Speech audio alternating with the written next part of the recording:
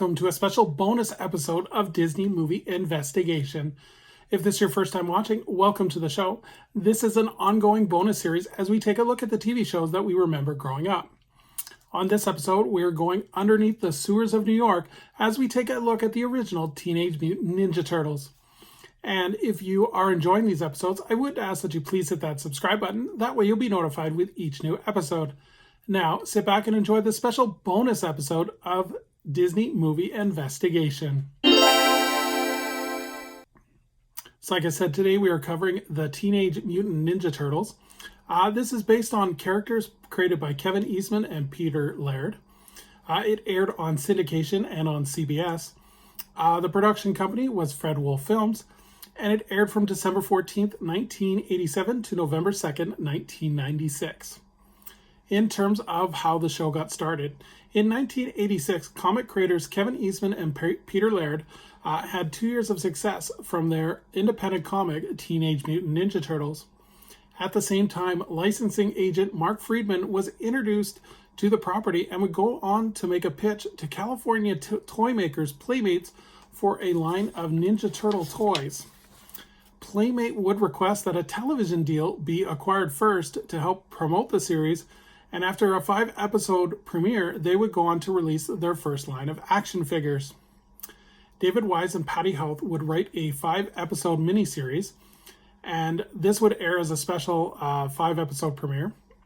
In the second season, comic artist Jack Mendelson would join as executive story editor, and they would also be joined by John Scuttle and John Boshiman of Panga, who were writing bios for the toys on the toy boxes, so they were added to help with storylines of the show.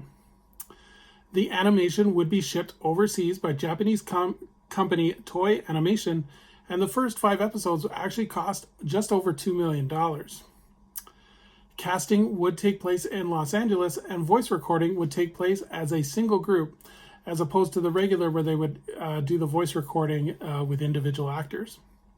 In terms of the soundtrack, the score would have several themes depending on the location, examples being that there were separate themes for the Technodrome, New York City sewers, and the Channel 6 news station.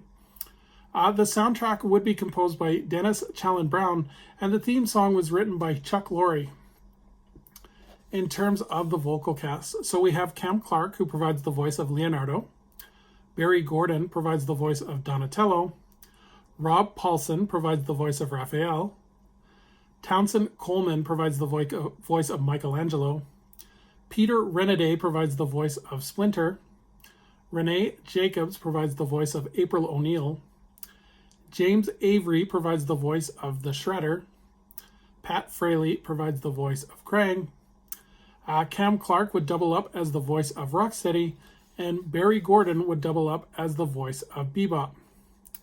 In terms of what the show is actually about, so the show tells the adventures of 4 turtles who were transformed into humanoids by a strange ooze and were trained by a ninja human martial arts master named Hamato Yoshi, who was also transformed into a humanoid rat named Splinter by the same substance.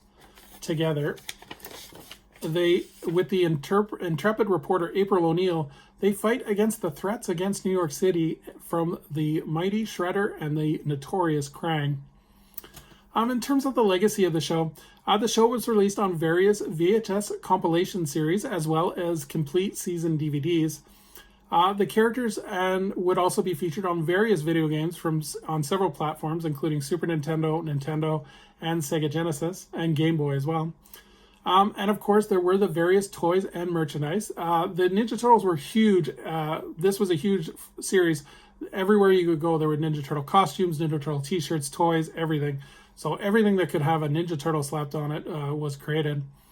Shreddies would actually feature a Teenage Mutant Ninja Turtle themed cereal with special Teenage Mutant Ninja Turtle toys, and these were collectibles inside the box.